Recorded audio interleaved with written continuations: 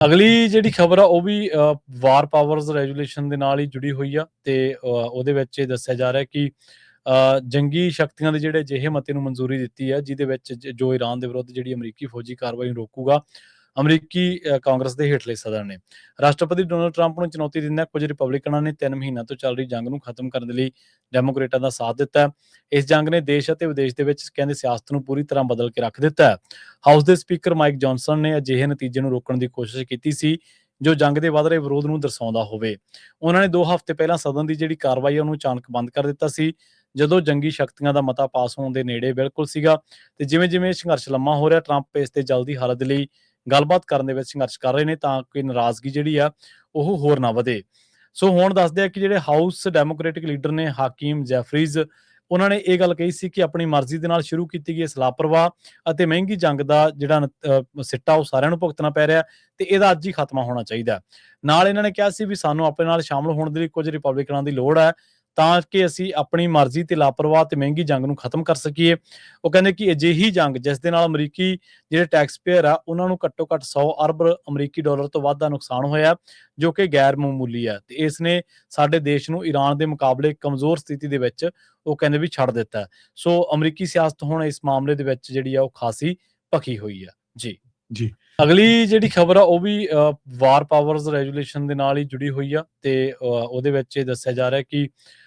ਜੰਗੀ ਸ਼ਕਤੀਆਂ ਦੇ ਜਿਹੜੇ ਅਜਿਹੇ ਮਤੇ ਨੂੰ ਮਨਜ਼ੂਰੀ ਦਿੱਤੀ ਹੈ ਜਿਹਦੇ ਵਿੱਚ ਜੋ ਈਰਾਨ ਦੇ ਵਿਰੁੱਧ ਜਿਹੜੀ ਅਮਰੀਕੀ ਫੌਜੀ ਕਾਰਵਾਈ ਨੂੰ ਰੋਕੂਗਾ। ਅਮਰੀਕੀ ਕਾਂਗਰਸ ਦੇ ਹੇਠਲੇ ਸਦਨ ਨੇ ਰਾਸ਼ਟਰਪਤੀ ਡੋਨਾਲਡ ਟਰੰਪ ਨੂੰ ਚੁਣੌਤੀ ਦਿੰਦਿਆਂ ਕੁਝ ਰਿਪਬਲਿਕਨਾਂ ਨੇ 3 ਮਹੀਨਿਆਂ ਤੋਂ ਚੱਲ ਰਹੀ ਜੰਗ ਨੂੰ ਖਤਮ ਕਰਨ ਦੇ ਲਈ ਡੈਮੋਕ੍ਰੇਟਾਂ ਦਾ ਸਾਥ ਦਿੱਤਾ ਹੈ। ਇਸ ਜੰਗ ਨੇ ਦੇਸ਼ ਅਤੇ ਵਿਦੇਸ਼ ਦੇ ਵਿੱਚ ਕਹਿੰਦੇ ਸਿਆਸਤ ਨੂੰ ਪੂਰੀ ਤਰ੍ਹਾਂ ਬਦਲ ਕੇ ਰੱਖ ਦਿੱਤਾ ਹੈ। ਹਾਊਸ ਦੇ ਸਪੀਕਰ ਮਾਈਕ ਜੌਨਸਨ ਨੇ ਅਜਿਹੇ ਨਤੀਜੇ ਨੂੰ ਰੋਕਣ ਦੀ ਕੋਸ਼ਿਸ਼ ਕੀਤੀ ਸੀ ਜੋ ਜੰਗ ਦੇ ਵੱਧ ਰਹੇ ਵਿਰੋਧ ਨੂੰ ਦਰਸਾਉਂਦਾ ਹੋਵੇ। ਉਹਨਾਂ ਨੇ 2 ਹਫ਼ਤੇ ਪਹਿਲਾਂ ਸਦਨ ਦੀ ਜਿਹੜੀ ਕਾਰਵਾਈ ਉਹਨੂੰ ਅਚਾਨਕ ਬੰਦ ਕਰ ਦਿੱਤਾ ਸੀ ਜਦੋਂ ਜੰਗੀ ਸ਼ਕਤੀਆਂ ਦਾ ਮਤਾ ਪਾਸ ਹੋਣ ਦੇ ਨੇੜੇ ਬਿਲਕੁਲ ਸੀਗਾ ਤੇ ਜਿਵੇਂ-ਜਿਵੇਂ ਸੰਘਰਸ਼ ਲੰਮਾ ਹੋ ਰਿਹਾ ਟਰੰਪ ਇਸ ਤੇ ਜਲਦੀ ਹੱਲ ਦੇ ਲਈ ਗੱਲਬਾਤ ਕਰਨ ਦੇ ਵਿੱਚ ਸੰਘਰਸ਼ ਕਰ ਰਹੇ ਨੇ ਤਾਂ ਕਿ ਨਾਰਾਜ਼ਗੀ ਜਿਹੜੀ ਆ ਉਹ ਹੋਰ ਨਾ ਵਧੇ। ਸੋ ਹੁਣ ਦੱਸਦੇ ਆ ਕਿ ਜਿਹੜੇ ਹਾਊਸ ਡੈਮੋਕ੍ਰੈਟਿਕ ਲੀਡਰ ਨੇ ਹਾਕੀਮ ਜੈਫਰੀਜ਼ ਉਹਨਾਂ ਨੇ ਇਹ ਗੱਲ ਕਹੀ ਸੀ ਕਿ ਆਪਣੀ ਮਰਜ਼ੀ ਦੇ ਨਾਲ ਸ਼ੁਰੂ ਕੀਤੀ ਗਈ ਇਸ ਲਾਪਰਵਾਹ ਅਤੇ ਮਹਿੰਗੀ ਜੰਗ ਦਾ ਜਿਹੜਾ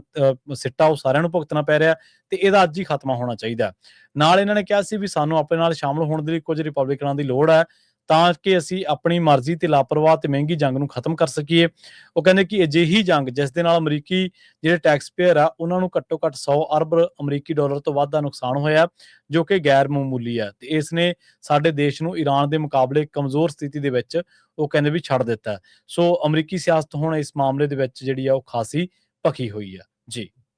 ਅਗਲੀ ਜਿਹੜੀ ਖਬਰ ਆ ਉਹ ਵੀ ਵਾਰ ਪਾਵਰਸ ਰੈਜੂਲੇਸ਼ਨ ਦੇ ਨਾਲ ਹੀ ਜੁੜੀ ਹੋਈ ਆ ਤੇ ਉਹਦੇ ਵਿੱਚ ਇਹ ਦੱਸਿਆ ਜਾ ਰਿਹਾ ਕਿ ਜੰਗੀ ਸ਼ਕਤੀਆਂ ਦੇ ਜਿਹੜੇ ਅਜਿਹੇ ਮਤੇ ਨੂੰ ਮਨਜ਼ੂਰੀ ਦਿੱਤੀ ਹੈ ਜਿਹਦੇ ਵਿੱਚ ਜੋ ਈਰਾਨ ਦੇ ਵਿਰੁੱਧ ਜਿਹੜੀ ਅਮਰੀਕੀ ਫੌਜੀ ਕਾਰਵਾਈ ਨੂੰ ਰੋਕੂਗਾ। ਅਮਰੀਕੀ ਕਾਂਗਰਸ ਦੇ ਹੇਠਲੇ ਸਦਨ ਨੇ ਰਾਸ਼ਟਰਪਤੀ ਡੋਨਾਲਡ ਟਰੰਪ ਨੂੰ ਚੁਣੌਤੀ ਦਿੰਦਿਆਂ ਕੁਝ ਰਿਪਬਲਿਕਨਾਂ ਨੇ 3 ਮਹੀਨਿਆਂ ਤੋਂ ਚੱਲ ਰਹੀ ਜੰਗ ਨੂੰ ਖਤਮ ਕਰਨ ਦੇ ਲਈ ਡੈਮੋਕ੍ਰੇਟਾਂ ਦਾ ਸਾਥ ਦਿੱਤਾ ਹੈ। ਇਸ ਜੰਗ ਨੇ ਦੇਸ਼ ਅਤੇ ਵਿਦੇਸ਼ ਦੇ ਵਿੱਚ ਕਹਿੰਦੇ ਸਿਆਸਤ ਨੂੰ ਪੂਰੀ ਤਰ੍ਹਾਂ ਬਦਲ ਕੇ ਰੱਖ ਦਿੱਤਾ ਹੈ। ਹਾਊਸ ਦੇ ਸਪੀਕਰ ਮਾਈਕ ਜੌਨਸਨ ਨੇ ਅਜਿਹੇ ਨਤੀਜੇ ਨੂੰ ਰੋਕਣ ਦੀ ਕੋਸ਼ਿਸ਼ ਕੀਤੀ ਸੀ ਜੋ ਜੰਗ ਦੇ ਵੱਧ ਰਹੇ ਵਿਰੋਧ ਨੂੰ ਦਰਸਾਉਂਦਾ ਹੋਵੇ। ਉਹਨਾਂ ਨੇ 2 ਹਫ਼ਤੇ ਪਹਿਲਾਂ ਸਦਨ ਦੀ ਜਿਹੜੀ ਕਾਰਵਾਈ ਉਹਨੂੰ ਅਚਾਨਕ ਬੰਦ ਕਰ ਦਿੱਤਾ ਸੀ ਜਦੋਂ ਜੰਗੀ ਸ਼ਕਤੀਆਂ ਦਾ ਮਤਾ ਪਾਸ ਹੋਣ ਦੇ ਨੇੜੇ ਬਿਲਕੁਲ ਸੀਗਾ ਤੇ ਜਿਵੇਂ-ਜਿਵੇਂ ਸੰਘਰਸ਼ ਲੰਮਾ ਹੋ ਰਿਹਾ ਟਰੰਪ ਇਸ ਤੇ ਜਲਦੀ ਹੱਲ ਦੇ ਲਈ ਗੱਲਬਾਤ ਕਰਨ ਦੇ ਵਿੱਚ ਸੰਘਰਸ਼ ਕਰ ਰਹੇ ਨੇ ਤਾਂ ਕਿ ਨਾਰਾਜ਼ਗੀ ਜਿਹੜੀ ਆ ਉਹ ਹੋਰ ਨਾ ਵਧੇ। ਸੋ ਹੁਣ ਦੱਸਦੇ ਆ ਕਿ ਜਿਹੜੇ ਹਾਊਸ ਡੈਮੋਕ੍ਰੈਟਿਕ ਲੀਡਰ ਨੇ ਹਾਕੀਮ ਜੈਫਰੀਜ਼ ਉਹਨਾਂ ਨੇ ਇਹ ਗੱਲ ਕਹੀ ਸੀ ਕਿ ਆਪਣੀ ਮਰਜ਼ੀ ਦੇ ਨਾਲ ਸ਼ੁਰੂ ਕੀਤੀ ਗਈ ਇਸ ਲਾਪਰਵਾਹ ਅਤੇ ਮਹਿੰਗੀ ਜੰਗ ਦਾ ਜਿਹੜਾ